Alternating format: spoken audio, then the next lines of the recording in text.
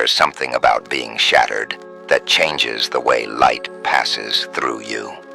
The broken among us don't see the world as others do, not because their vision is flawed, but because it's been refracted through the jagged edges of experience. Consider how we label them: broken, damaged, wounded, as if humans were products that lose value once their packaging is torn. But what if brokenness isn't a defect, but a doorway, a forced entry into perceptions that the safely whole never access? When pain cracks open your carefully constructed reality, you begin to notice things. The subtle grimace behind a stranger's smile, the quiet desperation in seemingly casual conversations, the elaborate performances we all enact to appear unbroken.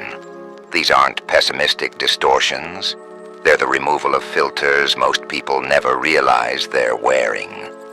Broken people are like ancient Japanese kintsugi pottery, where cracks are filled with gold. The repair doesn't hide the damage, but highlights it, transforms it. The wounds become the most luminous parts of the vessel. Their suffering creates channels through which a different kind of understanding flows, one that bypasses intellectual knowledge and cuts straight to the marrow of existence. They understand that safety is mostly illusion, that control is largely fantasy, that pain and beauty are not opposites but companions.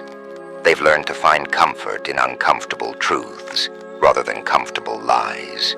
Notice how they move through crowds, slightly apart, watching, feeling currents that others can't detect.